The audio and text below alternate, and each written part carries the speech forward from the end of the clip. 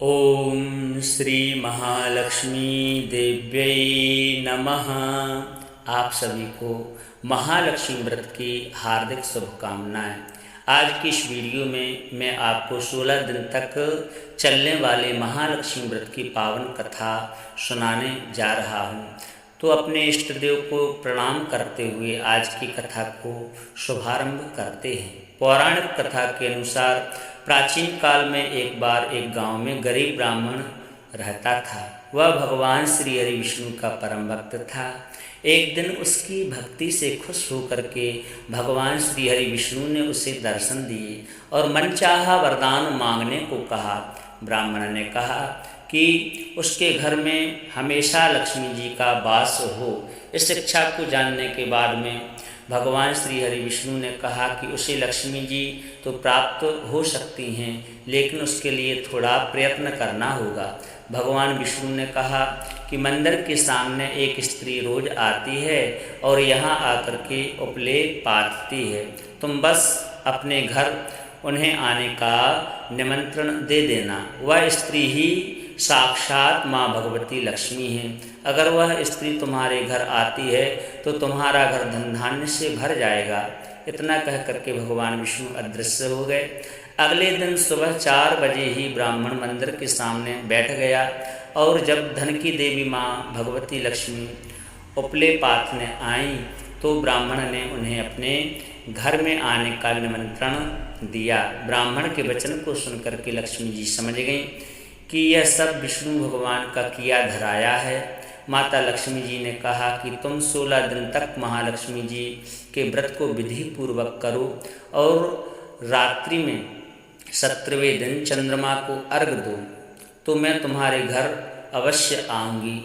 देवी के कहे अनुसार ब्राह्मण ने देवी का व्रत किया एवं पूजन किया और उत्तर दिशा की ओर मुँह करके माँ भगवती लक्ष्मी जी को पुकारा।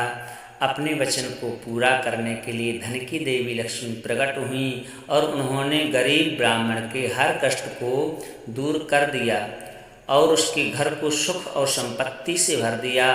बोलो माता लक्ष्मी जी की जय हो। महालक्ष्मी जी की दूसरी पौराणिक कथा के अनुसार एक बार भगवान विष्णु मृत्युलोक यानी भूलोक में गमन करने के लिए निकल पड़े।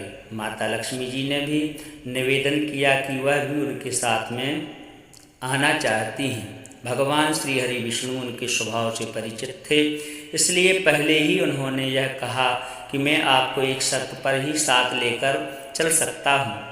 माता लक्ष्मी मन ही मन बहुत खुश हुई और बोली कि चलो शर्त के साथ ही। भगवान श्री हरि विष्णु के साथ में वह चलने के तैयार हो गई।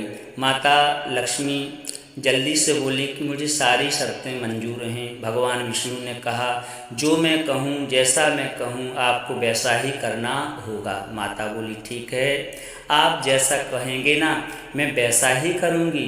दोनों भूलोक पर आकर विचरण करने लगे। एक जगह रुककर श्री हरि विष्णु ने माता से कहा कि मैं दक्षिण दिशा की तरफ जा रहा हूँ, आपको यहीं पर मेरा इंतजार करना होगा। यह कहकर भगवान विष्णु दक्षिण दिशा की तरफ बढ़ गए। अब माता को जिज्ञासा हुई कि दक्षिण दिशा में ऐसा क्या है जो भगवान मुझे वहाँ नहीं ले जाना चाहते। माता का स्वभाव तो वैसे ही चंचल माना जाता है।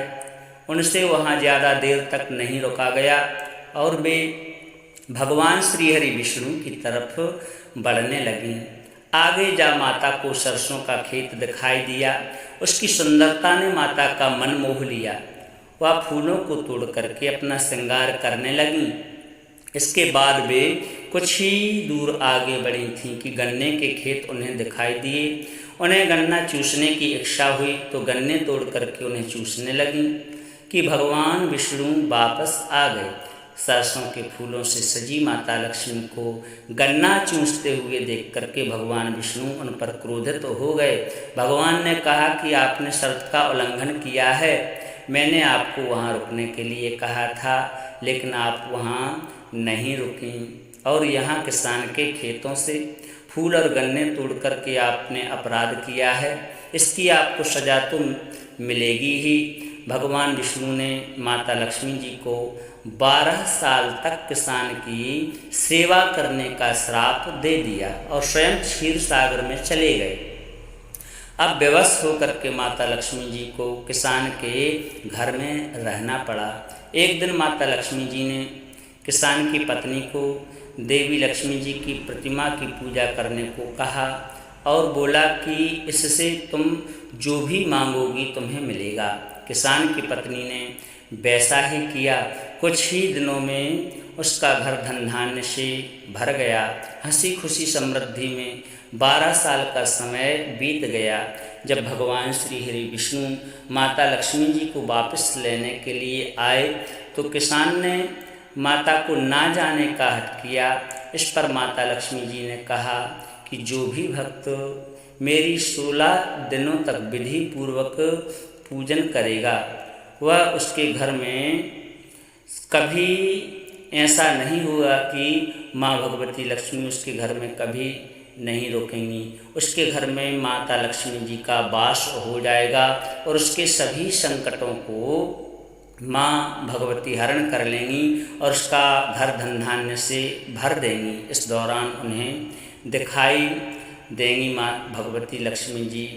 तब माता लक्ष्मी जी ने कहा कि वह एक कलश की स्थापना करे, उसमें कुछ धन रखे, यानी धन ही लक्ष्मी जी का रूप होगा। इस प्रकार से 16 दिन तक किसान ने माता के बताए अनुसार, जो माँ भगवती लक्ष्मी जी ने पूजा बताई थी, उसके अनुसार पूजा की, कलश की स्थापना की और किसान का घर धन धान्य से पूर्ण रहने लगा। तब से 16 दिन तक माता लक्ष्मी जी के इस व्रत को जो भी भक्त करता है उसका घर धन धान्य से भर जाता है। यह व्रत प्रचलित हो गया और उनकी पूजा करने की परंपरा तब से आज तक चली आ रही है। बोलो माता लक्ष्मी जी की जय हो।